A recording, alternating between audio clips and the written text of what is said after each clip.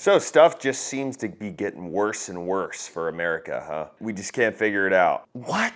The day before Donald Trump was shot, this guy was arrested. From what I understand, there is a group of extremists from this country that hate us. How did this guy just come in? If you were to tell me, well, he just walked through the southern border, I'd be like, okay, no more questions. If it was through a passport, what precautions were taken? Did they research who he was, what his affiliations are, any of that? Or did they just wait until he tried to hire somebody to kill government officials and possibly Trump? Merchant was actually arrested the day before Donald Trump was shot in Butler, Pennsylvania, as he was trying to leave the country. But as you said, officials are stressing there is no connection. That's just a bizarre coincidence. But what is true, according to court documents, is that this man who had ties to Iran and was a Pakistani national came to the United States in April with the intention of orchestrating this elaborate murder for hire plot. And the first person he talked to about it either was or ended up being a confidential source for the FBI. So basically turn him in right away. And after that, the FBI began a sting operation. And as you said, introduced him to people he thought were hitmen, but were actually undercover law enforcement agents. And so they have the whole thing recorded. They have evidence. They have a cocktail napkin with part of the scheme. But are we really buying the story? Oh, it had nothing to do with Trump because there was a confidential informant that was an FBI agent. Is that really the truth that we're believing here? As far as I know, anything that the FBI is blurting out or telling to the public probably has 10 different layers to it. We have the truth, and then it's watered down, and then it's watered down, and then they make up some story, and then they water it down some more, and then we get it. It's never just, oh, the FBI has to release whatever they come up with. But it's kind of interesting, though, how it was an FBI informant. I think we're missing some critical information here. Where did he hire you off of? I imagine it was somewhere on the dark web. I doubt somebody's going to Craigslist for something like this, but he just magically got lucky and tried to hire a undercover FBI agent, gave him $5,000, and then wrote him this note.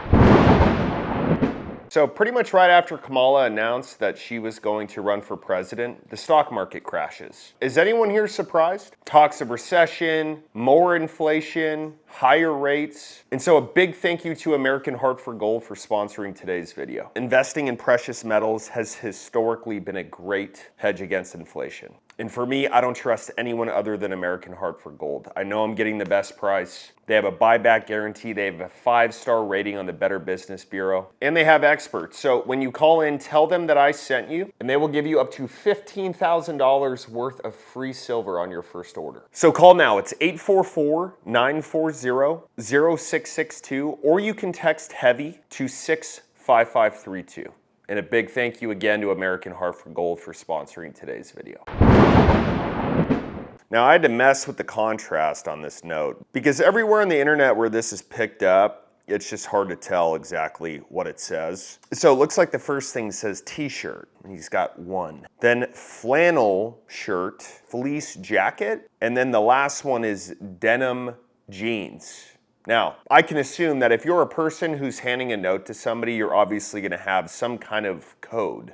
I don't know who personally would have any paper trail when they're doing something like this, but if you do, I imagine you're not just writing Donald Trump on a piece of paper and then I'm going to wire you money. It is kind of funny though, because if you're going to talk in code, you might as well talk in code in the whole thing, right? Who's paying for a pair of denim jeans with Bitcoin or a wire? Can you imagine going to your local Western store and being like, hey, do y'all accept Bitcoin? You know, mom and pop shop in the middle of nowhere. Y'all accept Bitcoin? What about if I wire you $75 instead of, I don't know, using my credit card like a normal person? But in my opinion, these lists all correlate to a name. Makes sense. He's not handing his clothes shopping list to a potential assassin. And the one that's pretty concerning is the denim jeans. I like how they're saying, oh, well, it's a potential threat to Donald Trump. I don't know what that middle word says, but it looks like it's a T. Denim T jeans. Donald Trump. Literally his initials. He may have switched the words around, denim jeans something, or denim Donald J. Trump, but it's pretty damn obvious. What he said was he wanted them to steal information from a particular target. He wanted them to gin up protests in certain areas, and he wanted them to assassinate a politician, not named in this criminal complaint, but we're told by a senior official that among the potential targets was Donald Trump, because what this is Iranian retribution for the killing of Qasem Soleimani, that Quds Force general, ordered targeted killing by Donald Trump. And this is one of a string of plots already uncovered attributed to the Iranians, including an assassination plot against former National Security Advisor John Bolton and a plot against an Iranian dissident in New York City. This is the latest, and Attorney General Merrick Garland said today that he believes that we haven't heard the last of this, that the Iranians will continue this, what he called brazen and persistent plotting. But in this case, this would-be assassin or orchestrator was quickly gobbled up by the FBI, and he is now in custody. And very quickly, Ken, are these murder-for-hire plots? Is this something that we hear about often?